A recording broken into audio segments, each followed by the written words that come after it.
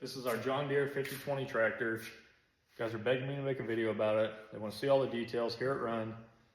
There were only about 12,000 5020s made between 1965 and 1972. Originally, they came with an inline 6-cylinder engine, only made about 140 horsepower, completely underpowered engine for the size of the tractor.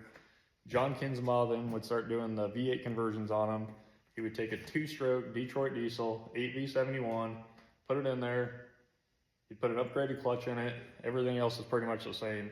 Same transmission, same rear end. Everything would hold up fine. You guys would add extra weights and duals on them to put the power to the ground, but that's about it. And of course, everybody wants to hear it run, so we're gonna fire it up.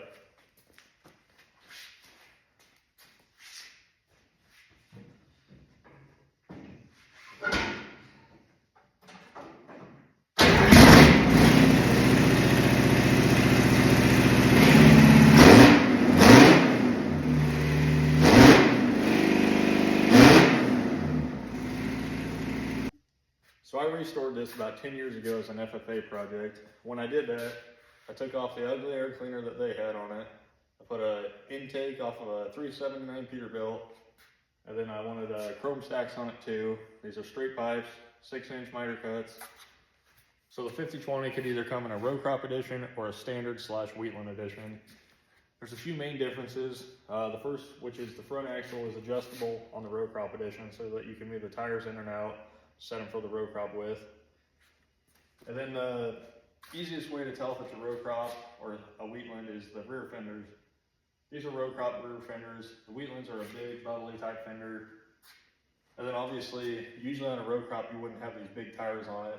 So I kind of combined a Wheatland with a row crop edition in my opinion, just because I like the look of the big tires. And then we got the turf tires up front. And on the rear, it has dual SCVs, which is pretty common. It does have a PTO. All the 5020s came with a PTO, but they did not all come with a 3-point hookup.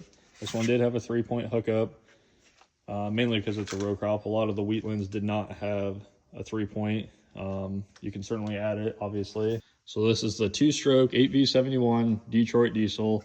The 8V-71 stands for it's a V8 and each cylinder is 71 cubic inches. Here's the factory blower that sits in the valley. So instead of having turbos, it just has a big blower that sits in there. It's gear driven, shoves air into it. And like I said, it's a 2-stroke, so it fires every single time the piston goes up and down. It makes it very loud, ton of RPM. We have the 6-inch stacks. They slobber oil like crazy. That's just what all these Detroits do. Up front, we added a few weights to it, mainly for looks. This tractor really doesn't go out to the field anymore. We've used it a few times just for fun. I'd really like to find a double stack weight bracket, so then you can make 2 stacks of weights and you can come out about 3 or 4 weights. It looks really cool on these tractors. Up top, it uses all the factory gauges. There's a little adapter for the tachometer cable. Makes it all work. Works like it's supposed to. It is a 24-volt system. It's just the way they always were. So it's a 24-volt starter, 24-volt alternator. Originally, it had 4 6-volt batteries sitting in here. They were wired up in series, making it 24-volt. I now just use 2 12s, and they were in a series, making it a 24-volt.